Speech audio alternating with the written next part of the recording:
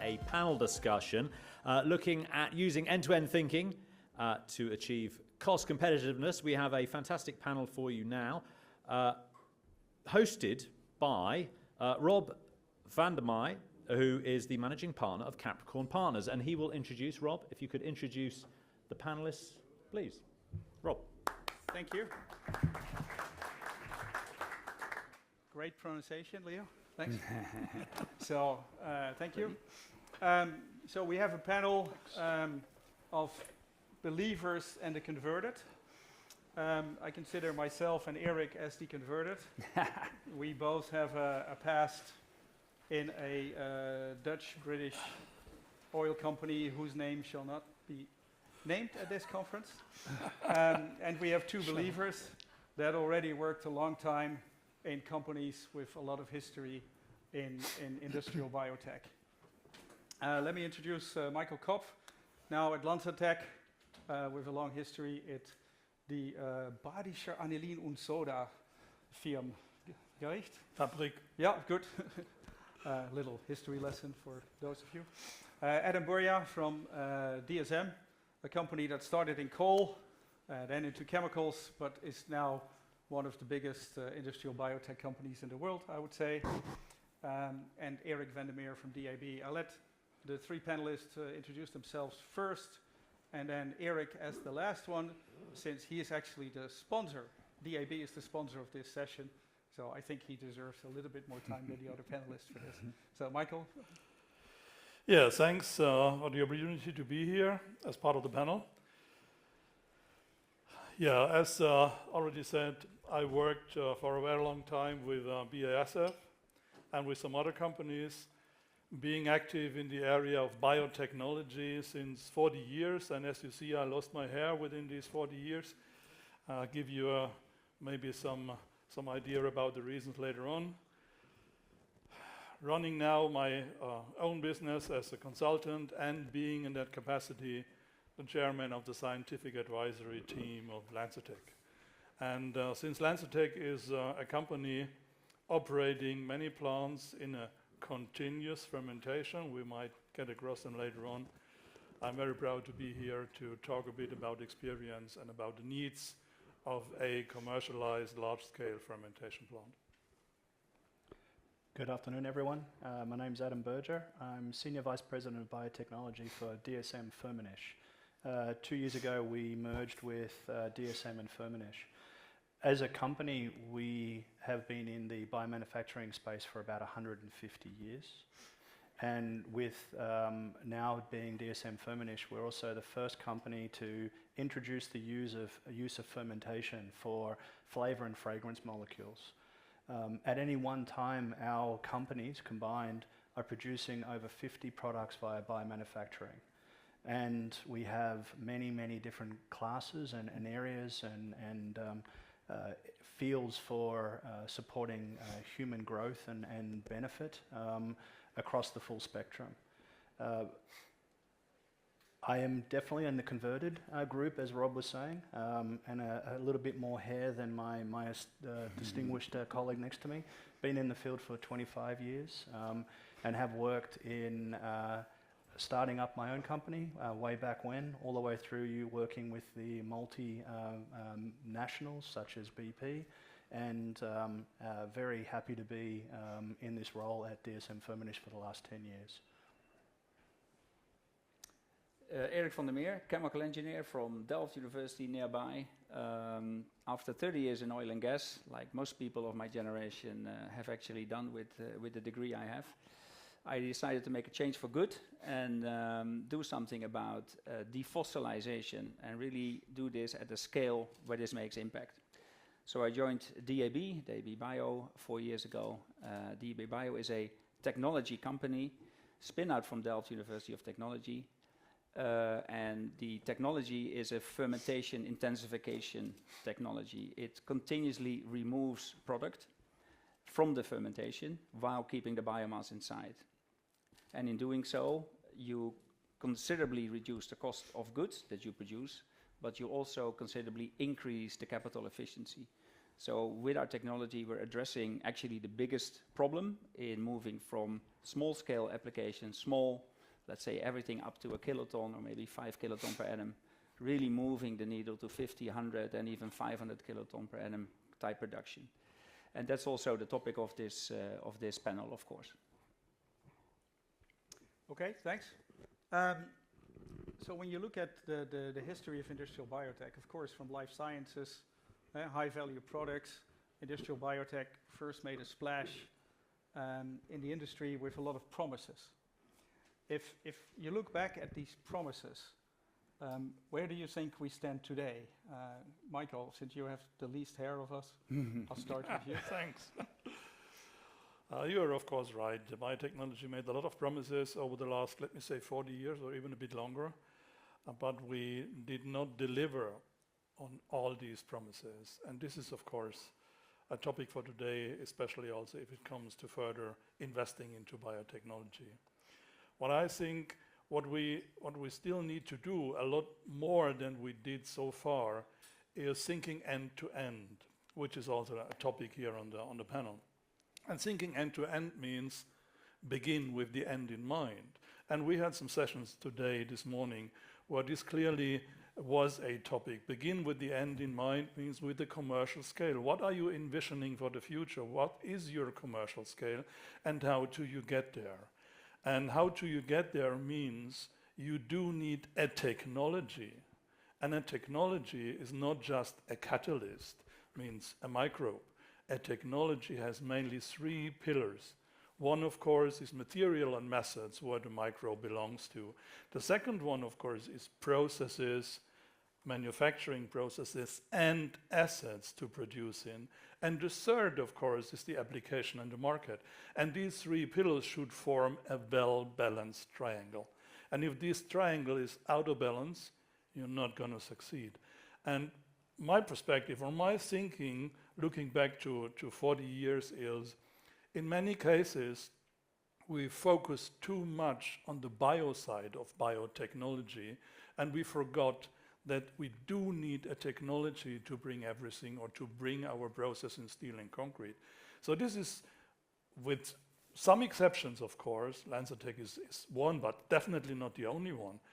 This is a big hurdle to go from lab and from pilot and demonstration to the large-scale production called precision fermentation biomanufacturing as a process, thinking end-to-end and having in mind that the technology triangle needs to be balanced. This is a big challenge, and I think we should work on that. All right, thank you. Adam, as someone very active in the manufacturing itself, what do you see within dsm-firmenich? Do you see big difference between certain processes? And also within the, say, the product and process development groups? I think definitely. I think I see a lot of differences, and I think depending on what market your product is trying to enter, so having a good understanding of who your customer is and what, at the very least, equal quality application that product has to the incumbent, and better than that, having something that is unique, that actually sets the stage for your target for commercial viability. You need to really focus on not the question of can you make it, but should you make it. And the should you make it is very much associated with techno-economics. So when we do any product, we have a very good understanding of what the product profile and prototype will look like. We have very detailed techno-economics already at the what we call the whiteboard stage of a process. And we're constantly validating that by scaling and learning and understanding what is the potential of this platform over time. Because I think, to your question of have we realized the potential of biotech, I think we have, in certain areas, indeed shown biotech as a key solution. I don't think anyone needs to understand the COVID situation. Biotech enabled the developments there. Insulin and other examples. But you see, these are unique markets where the pressured price point isn't the first entry point for many of these products. And over time it will be. So I think it's finding the right market. It's realizing that we're up against a fossil-based system that has been optimized for the last 70, 80 years kind of thing. And it is a case of how do you enter now, find the set of products in tier one, so to speak, that have an advantage or are able to compete on parity, and then continue to expand that over time. This is what we've been doing in dsm-firmenich for a long time. And Eric, as an innovative technology supplier, how hard do you feel the resistance in the industry to adapt? Yeah, the industry is full of people like me with little hair or gray hair. So there is a lot of resistance. I would say from a mindset point of view. I would also say and I think it builds on Michael's point, the industry is really a fragmented industry. dsm-firmenich is an example of an integrated company, but really there are very few in the entire world who really have an end-to-end set of competencies within the company. Most approaches to new products and new technologies are fragmented. The bio side is maybe 95 or 98% of all venture capital funding in the past 15 years has gone to bio, SynBio, CRISPR-Cas, all the names that have been given to this side of the equation. We are one of the few companies in the world, together with one or two others, who actually work on the manufacturing technology, and there's a fraction of funding going in our direction. So that is clearly, it's also a perception thing, but it's also really a fundamental resistance. And I've been wondering, and I think Michael can expand on that, if you compare it with the chemicals industry, why is it so hard, right? Now, I think one reason is potentially that biology is a prescriptive science, so it's not an engineering science. Technology, as Michael means it, manufacturing technology, is really an engineering science. And there doesn't seem to be a lot of integration between the two.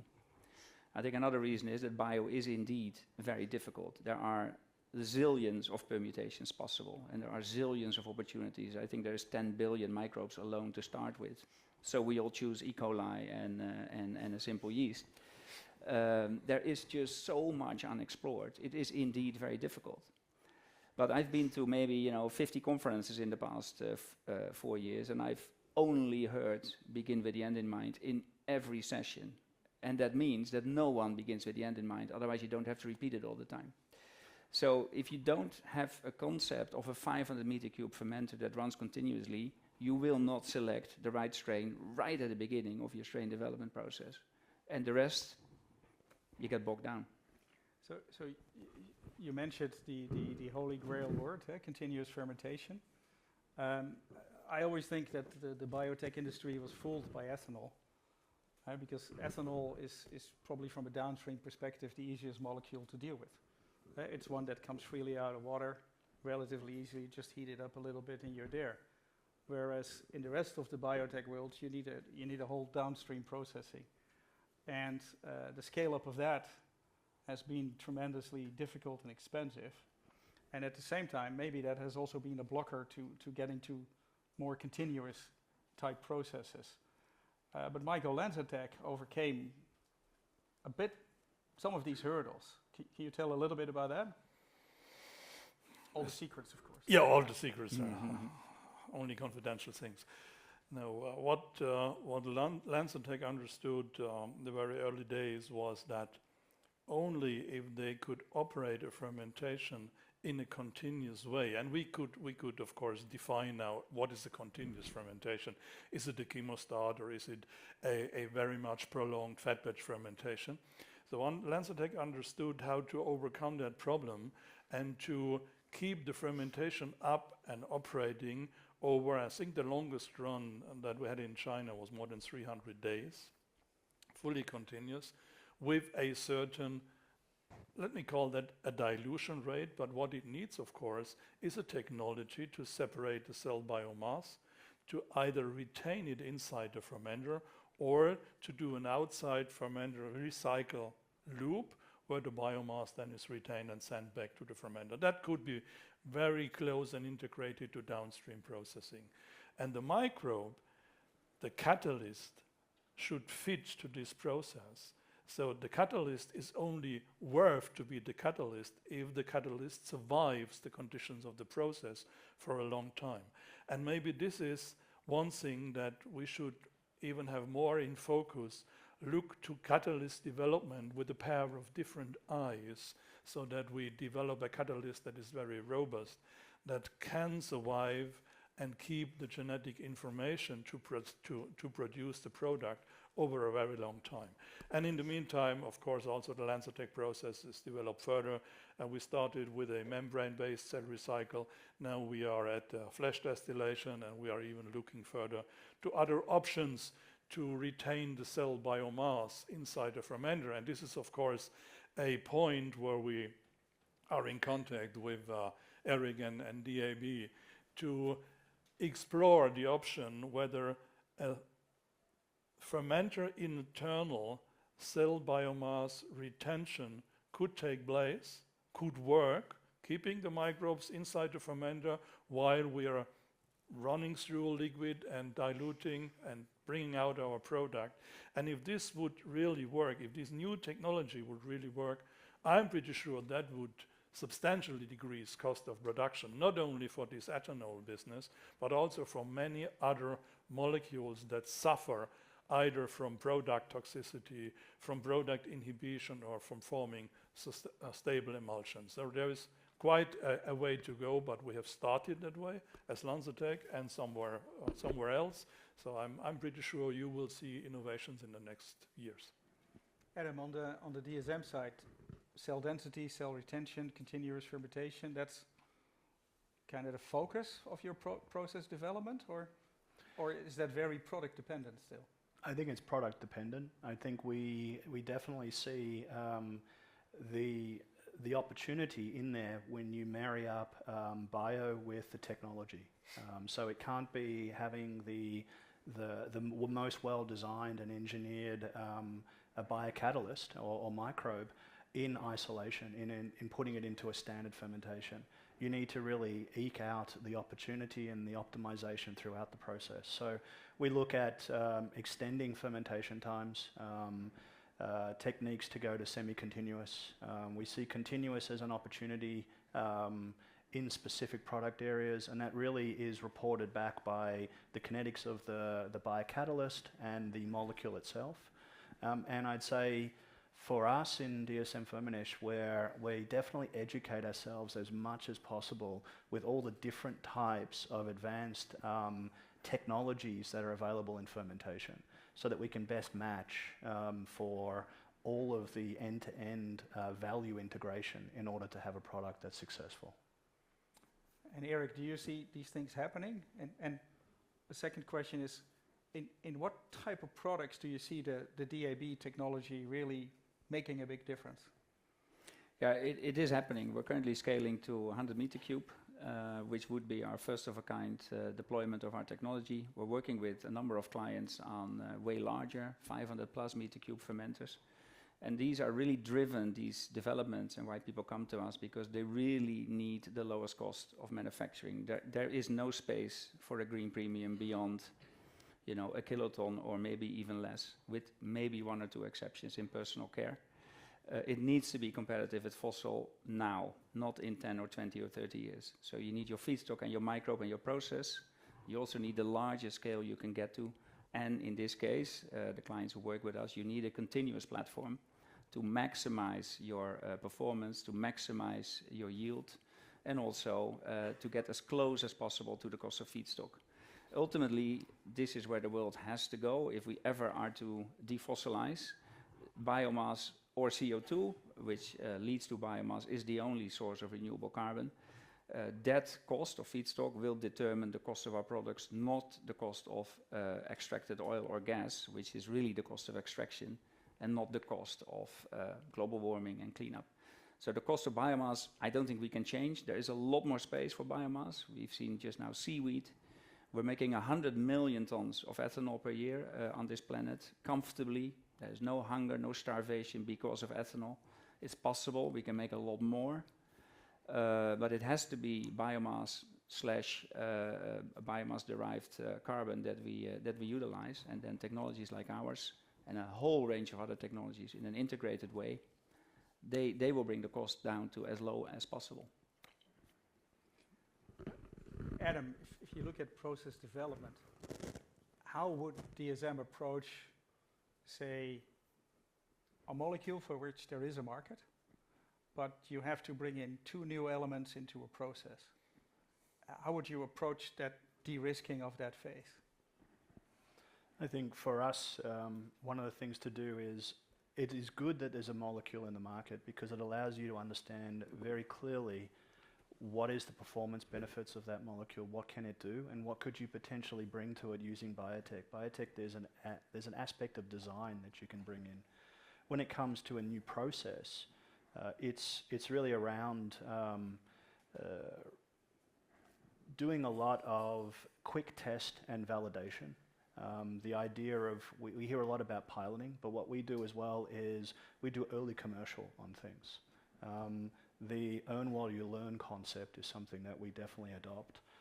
For us, it is, we connect with early interested parties in this particular molecule and get the feedback from the industry. We want to make sure that a new technology is business pull, not technology push. And what we do is we are constantly learning and curious about the product itself because we don't know much about that product, whereas we know a lot about the technology we're trying to deploy. So we're always curious about what is unknown that should be known about that product, and how do we position something that is at least at parity and has a sustainable narrative and opportunity. And like we say, we always try and be differentiated or better if we can. Okay. One part that always intrigued me, having worked in refining technology for a period, is the process scale-up and the people you use for process scale-up. Because I find them very different type of people. Because in a lot of startups and scale-ups, you see a huge attention to the product, but relative little attention to process development and scale-up. And it's even tough, I think, to find sufficient people for that. So I give each of you 1 minute to comment on that. And I'll go from left to right so Eric can close the session. Michael. 1 minute. Scale up. So did it help that you had in Lanzatech an executive from the oil industry, the oil technology industry? I would definitely say yes, because there was an openness to learn from classic chemistry. Definitely. But what it needs for a successful scale-up is a close working together. Let me call that from the natural science side, means biology, chemistry, and all this. And as Eric mentioned, from the engineering science side. That should fit. And the later you are in the project development, the more is the lead on the engineering science side, so that you in the end are prepared to bring the things into steel and concrete. And of course, the catalyst, the microbe, needs to fit with the process. It is a combined effort, no way out.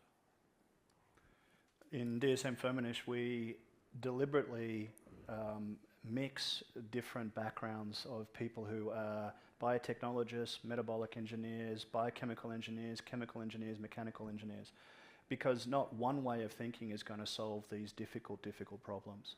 We also are able to, fortunately, be located here in the Netherlands, in Delft, which is a powerhouse for biochemical engineering and fermentation.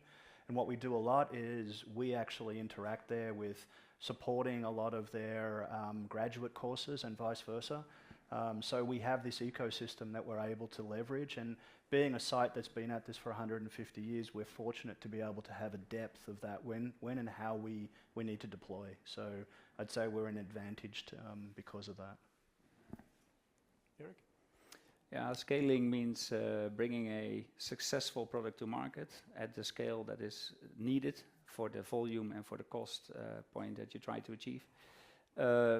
Echoing what my fellow panelists said, it needs an integrated approach, begin with the end in mind. Truly, I've worked in oil and gas for 25 years. An oil company typically has most competencies, if not all competencies, inside. So you always have multidisciplinary teams. There always is a steering board that steers towards the desired outcome. There is always the necessity to iterate. And this is very difficult in an ecosystem like the SynBio or biotechnology ecosystem, where you need 3, 4, or 5 different companies. especially if 2 or 3 of these companies are VC funded and 1 or 2 others are not. The math just does not add up. It takes 20 years to develop a new process from scratch and build a new plant. It takes maybe 12 or so to do this in a retrofitted plant, but the VCs do not have 12 years. So it really is an ecosystem that is a little bit hampered by the way it is funded. There is definitely a need for VC funding, by the way, but we need a more holistic approach if we ever want to reach what is actually feasible with biotech. We are able to produce a lot of stuff at large scale at competitive cost, but we need a better approach than we're having today. Thank you. As a venture capitalist, I don't feel offended. We are one of the few crazy ones that actually invest in industrial biotech and believe in it, having a seed fund and a fund that invests on industrial scale in chemicals and biotechnology. So thank you very much for these insights. Thanks for the audience. I hope that you have seen that a very non-diverse panel can actually promote diversity of thought and background in these integrated and holistic teams to approach the problems to get industrial biotech really to scale and to live up to its promise.